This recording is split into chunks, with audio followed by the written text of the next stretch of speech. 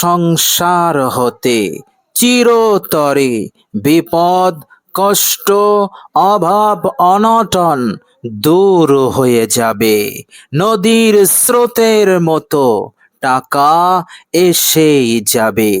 আপনি সূরাতুল ইখলাস মাত্র ৪১ বার তেলাওয়াত করুন। প্রিয় দর্শক, এক বিশেষ নিয়মে আপনি যদি সূরা ইখলাসের আমলটি করতে পারেন, ইনশাআল্লাহ তাকদীর বদলে যাবে, কপাল খুলবে, ভাগ্য পরিবর্তন হয়ে যাবে। প্রিয় দর্শক, আপনি কল্পনা করতে পারবেন না। প্রিয় দর্শক, দীর্ঘদিন ধরে সংসারে উন্নতি হচ্ছে না, সমৃদ্ধি নেই, বরকত নেই, পরিশ্রম মেহনত অনেক কিছু, শত চেষ্টা করেও আপনার সংসারে কোনোভাবে উন্নতি হচ্ছে না, আয় ইনকাম বাড়ছে না, সব জায়গায় আপনি হোঁচট খাচ্ছেন, অসফল হচ্ছেন। প্রিয় দর্শক, এইভাবে করে আপনি কঠিন আর্থিক কষ্টের মধ্যে আছেন, বিপদ মুসিবতের মধ্যে আছেন। প্রিয় দর্শক, মহান রব্বুল আলামিনের দরবারে আপনি যদি এই সূরাতুল ইখলাসের আমলটি করতে পারেন, ইনশাআল্লাহ আর চিন্তা করতে হবে না, ভয় করার আর কোনো কারণ নেই। আল্লাহ পাক আপনাকে মালামাল করে দেবেন, সেরা ধনী হয়ে যাবেন, টাকা পয়সার অভাব আর কখনো কোনোদিন হবে না, সংসারে অভাব অনটন আর কখনো প্রবেশ করবে না, আপনার সংসারে একেবারে বৃষ্টির মতো রহমত বরকত এইভাবে করে আল্লাহ পাকের ফজল করম নাজিল শুরু হয়ে যাবে।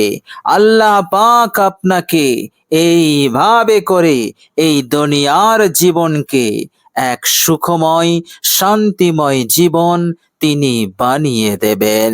প্রিয় দর্শক, মনের আশা পূরণ হবে। আল্লাহ রাব্বুল আলামিন আপনাকে সব জায়গায় সব বিষয়ে তিনি সাহায্য করতে থাকবেন। আল্লাহ রাব্বুল আলামিন এই আমলের বরকতে আপনাকে আখিরাতেও কামিয়াব দান করবেন। বলুন সুবহানাল্লাহ। প্রিয় দর্শক, মনে রাখবেন, সূরাতুল ইখলাস এমন একটি সূরা, এমন একটি বরকতপূর্ণ সূরা, যে সূরা তেলাওয়াত করলে একেবারে জীবনের সব গুনাহগুলো ঝরে যায়।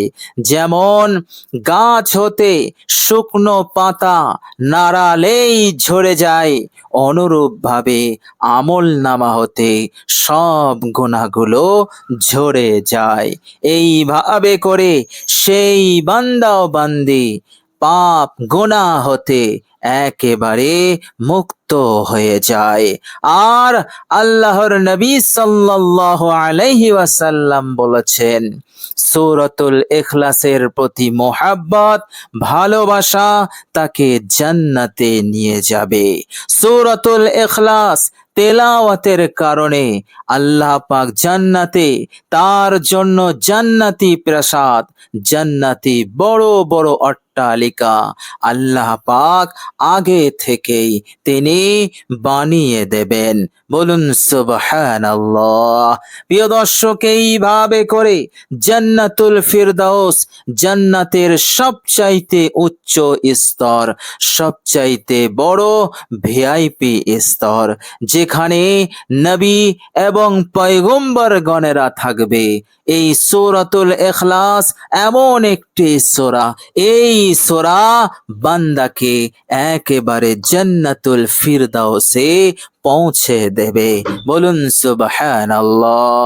জান্নাতুল ফিরদাউস লাভ করা সহজ হয়ে যাবে, অতি সহজ হবে সূরাতুল ইখলাসের তেলাওয়াতের বরকতে। আপনি সূরাতুল ইখলাস তেলাওয়াত করবেন, একবার তেলাওয়াত করবেন, আল কোরআনুল কারীমের 10 পারা তেলাওয়াতের সওয়াব পাবেন। 2 বার পড়বেন, 20 পারা তেলাওয়াতের সওয়াব হবে। 3 বার পড়বেন, গোটা কোরআনুল কারীম তেলাওয়াতের সওয়াব আপনি লাভ করবেন। এইভাবে করে সূরাতুল ইখলাস এমন একটি সূরা, এই সূরা তেলাওয়াত করলে আল্লাহ পাক তাকে মোহাব্বত করেন, আল্লাহ পাক তাকে ভালোবাসেন। এইভাবে করে আল্লাহ পাকের খুশনদি, তিনার রেজামন্দি, সন্তুষ্টি সহজেই লাভ করা যায় সূরাতুল ইখলাসের বরকতে। বলুন সুবহানাল্লাহ। দুনিয়া এবং আখিরাত সকল বিপদ মুসিবত হতে বাঁচার একটি নিশ্চিত উপায়, রক্ষা কবচ হচ্ছে সূরাতুল ইখলাস। এর কারণ হচ্ছে সূরাতুল ইখলাস একটি ছোট্ট সূরা, কিন্তু এই সূরাতে মহান রব্বুল আলামিন শুধুমাত্র নিজের পরিচয়ের কথা বলেছেন। এখানে শরিয়াতের কোনো হুকুমের কথা বলেননি, কোনো আদেশ দেননি, কোনো নিষেধ করেননি। শুধুমাত্র আল্লাহ রাব্বুল আলামিনের তিনি তিনার নিজের পরিচয় দিয়েছেন। অর্থাৎ ওলামায়ে কেরাম বলছেন সূরাতুল ইখলাস তেলাওয়াত মানে ডাইরেক্ট আল্লাহ পাকের সঙ্গে সম্পর্ক হয়ে যাওয়া। আল্লাহ রাব্বুল আলামিন ডাইরেক্ট তার উপরে রহমত, বরকত, করুণা, ফজল, করম নাজিল শুরু করে দেন। প্রিয় দর্শক, সূরাতুল ইখলাসের শানে নজুল হাদিস শরীফের মধ্যে এসেছে। ইহুদিরা বলল, হে মুহাম্মদ, আপনি বলুন আল্লাহ কিসের তৈরি? আসমান জমিন যেমন অন্যান্য জিনিস দিয়ে তৈরি হয়েছে, আপনি বলুন আল্লাহ কিসের তৈরি? আমার নবী রাহমাতুল লিল আলামিন আল্লাহ পাকের আদেশ ছাড়া কোনো কথা তিনি বলেন না। তিনি নীরব রইলেন। এ বিষয়ে আল্লাহ পাকের ওহির অপেক্ষা করতে লাগলেন।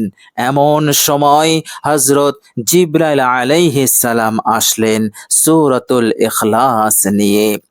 আল্লাহ পাক পাঠিয়ে দিলেন সূরাতুল ইখলাস দিয়ে। হযরত জিবরাইল আলাইহিস সালাম এসে বললেন, ইয়া রাসূলুল্লাহ, তেলাওয়াত করুন। এরপর তিনি সূরাতুল ইখলাস তেলাওয়াত করলেন। ওহী নাজিল হলো। এবার আল্লাহর নবী সাল্লাল্লাহু আলাইহি ওয়াসাল্লাম সেই প্রশ্নকারীদেরকে ডেকে তিনি সূরাতুল ইখলাস শুনিয়ে দিলেন।